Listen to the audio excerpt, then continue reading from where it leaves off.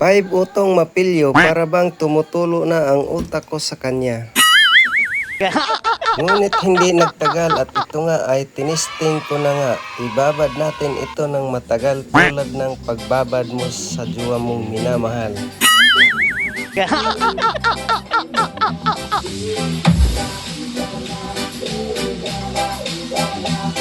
Ito na nga, habang pinakiramdaman ko at hindi naman siya naging pilyo. Medyo naka-smile na nga ako dito.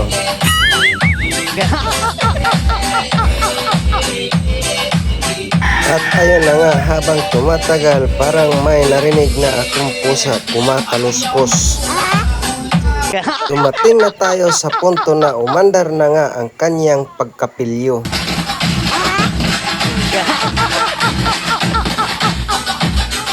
Habang tumutugtog na para bang may sumasabay na sinturon di huras.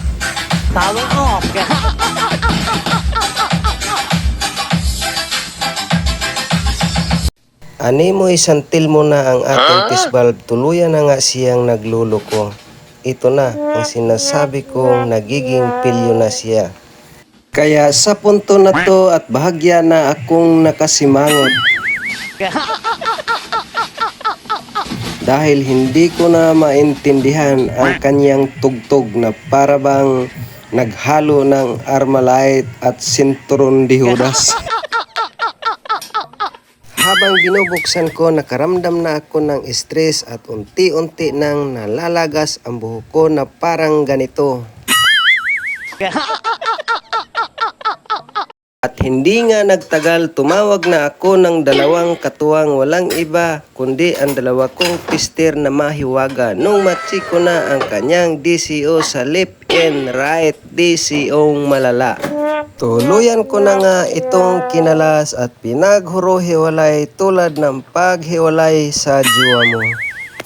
Tumawag ulit tayo ng isang katuwang kundi walang iba ang mahiwaga kong tester. Isa lang kayang-kaya na to at sinundot ko ito ng bahagya.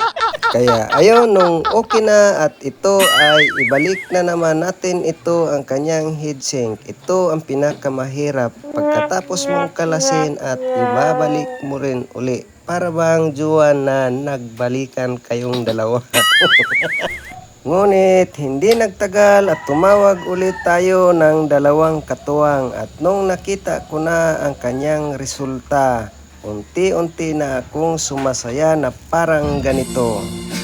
I-testing ko nga siya ulit, naging stable na ang kanyang DCO at nawala na rin ang kanyang pagiging pilyo.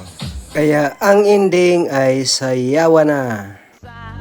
May talamnanan ang toraksoy nga ako nadakpan.